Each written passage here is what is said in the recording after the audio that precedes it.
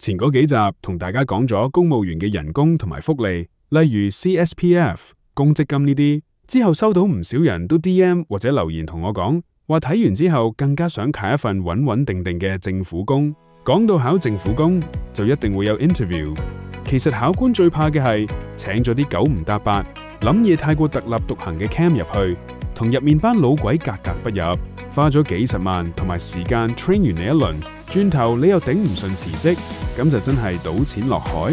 所以今日我會用5分鐘時間教識大家公務員最核心嘅思考方法。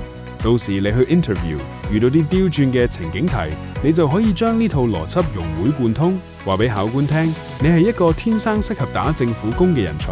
By the way， 呢個 channel 係記錄一個垃圾級公務員喺步入中年之際，點樣決心逃離體制嘅逃生日記。如果你都想硬反自己嘅價值，絕對歡迎你 like、share 同埋 subscribe 我呢個 channel。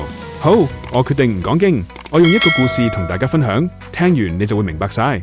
話說有間5星級酒店，入面有幾條幾特別嘅規則。第一條，每位客人退房時，要即時派1名房務員去檢查間房嘅情況，防止客人整污糟或者整爛嘢就走。聽落好合理，保護公司資產嘛。但後來有客投訴個員工屈佢整爛嘢，嘈到上管理層。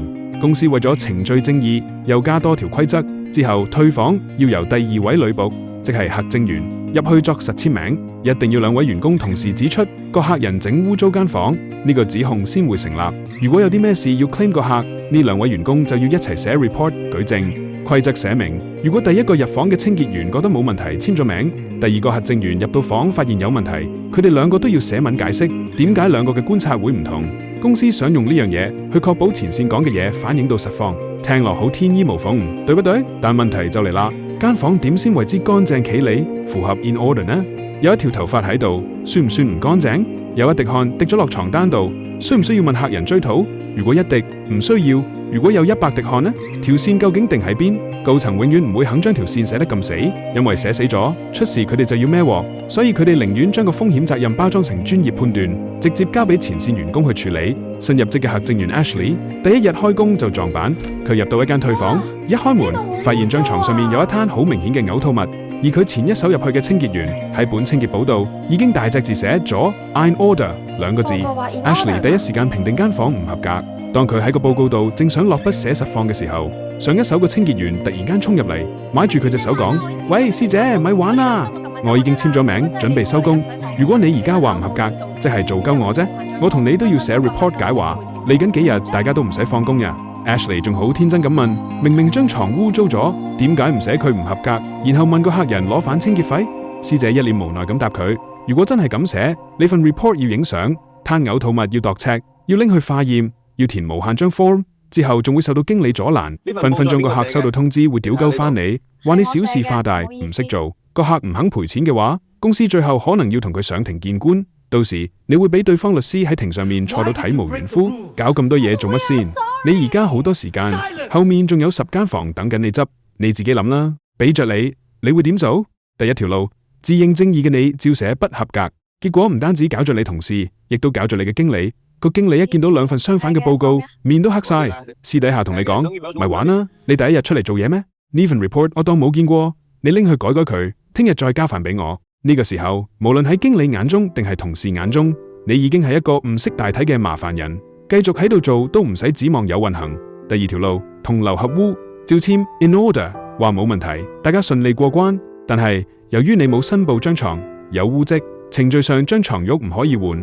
深層清潔組亦都唔可以接呢個 case， 因為財務部會插問點解無報告都要用額外資源去洗床褥。如果下一手客人一入房發現有臭味投訴，而你係最後一個簽名核實冇問題嘅人，你就要食晒呢隻死貓。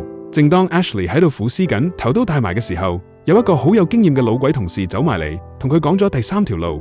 其實你唔簽名咪得咯，個 file 咪一直晾喺系統中間，地球一樣會繼續轉。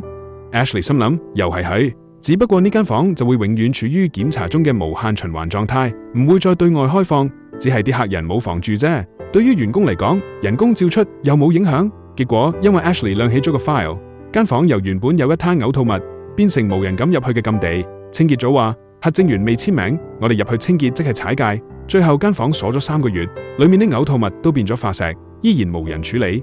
最好笑嘅係高層落區巡視，睇到電腦 dashboard 話投訴率0%，房間合格率100%，大讚呢個雙重核證制度非常成功，前線執行得好好。但高層永遠唔會睇到，原來成棟樓有20%嘅房間因為 file 浪起咗而變咗廢墟。制度冇解決到污糟嘅房，制度只係解決咗出現唔合格報告嘅機會。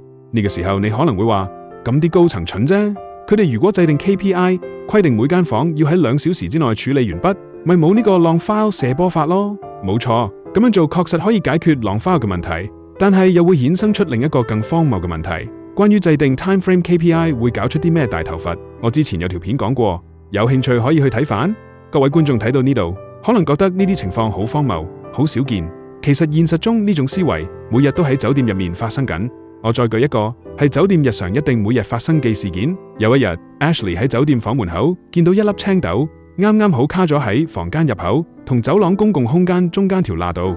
由於公司規定清理房間嘅工具唔可以用落走廊，否則會污染房間，所以 Ashley 決定跟足指引，叫負責掃走廊嘅同事過嚟幫手清潔。掃走廊嘅同事一見到粒豆，一嘢掉出聲：呢個位明明喺防門線入面，係你房務組嘅範圍，憑咩要我掃？你咁樣搶我哋資源，踩我哋條界，做嘢好有問題。